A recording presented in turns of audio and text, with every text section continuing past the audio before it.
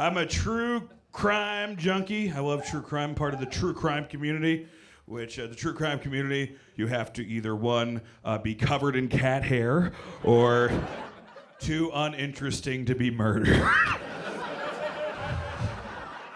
Like, I love true crime podcasts, but they'll have like advertising in the middle of the podcast, and it really fucks with the flow of the whole episode. Like, Teresa's body was found, her arms and legs dismembered, her genitals exposed, a letter stapled to her chest that said there are 3 more. But an easier way to send letters would be stamps.com.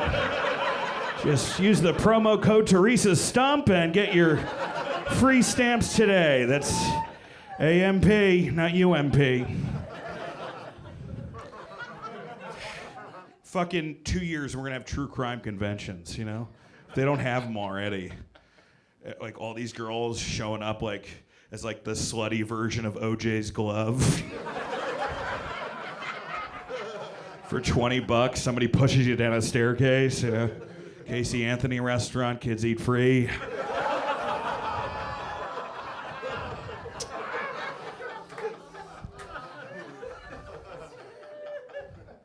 Me and my wife, we love Dateline. That's our favorite show, Dateline.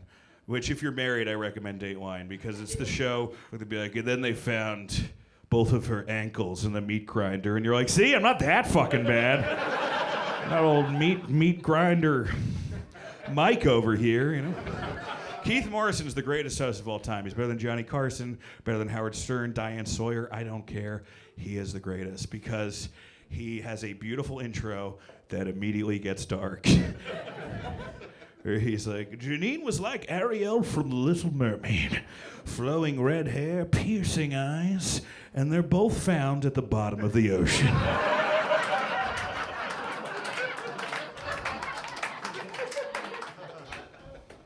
My wife gets nervous because crime's gone up in New York, and she's nervous that she's gonna get abducted, you know?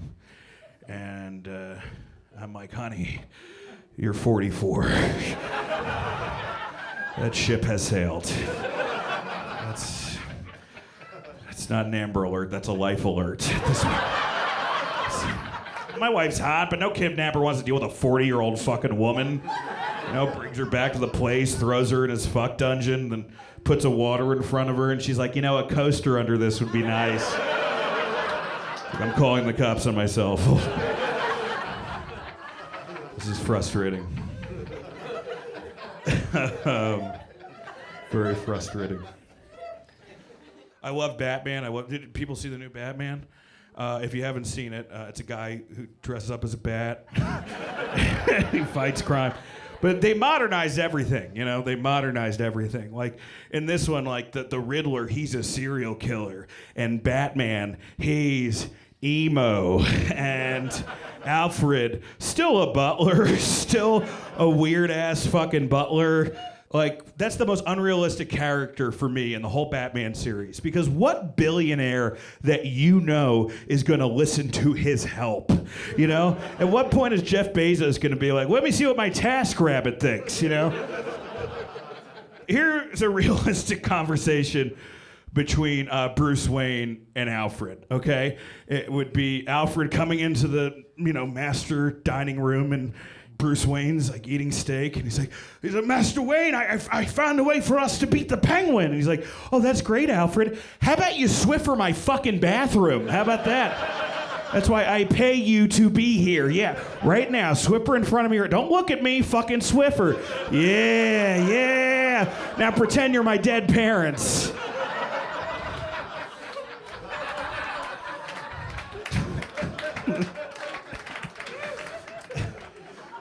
Yeah, it's been a rough year for me. My mom passed away. She had signs of alcoholic dementia, which is the coolest way to get dementia.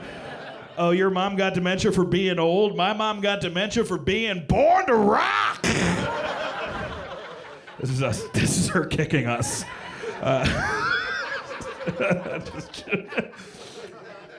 Since my mom passed away, me and my family have been fighting a lot. We've been at each other's throats. But, you know, if you knew my mom, that's what she would have wanted. So, I'm just trying to Make sure we do good. My sister called me up the other day, and she told me she talked to a medium who talked to my mom, and it was nice. She said my mom's having a good time in heaven, and that one of the things she's doing in heaven is taking care of cancer kids who died of cancer in her heaven, which made me think, how much does it gotta suck to be a kid that dies and you get to heaven and you find out you still have cancer? That is very rough. Oh, I'm finally here after all the chemo and radiation therapy. Jesus comes down, hello, my son. You lived a great life. Oh, I'm just so glad to be here and to be cancer-free. About that. You start chemo tomorrow. Welcome to heaven. It's stage 4 up here.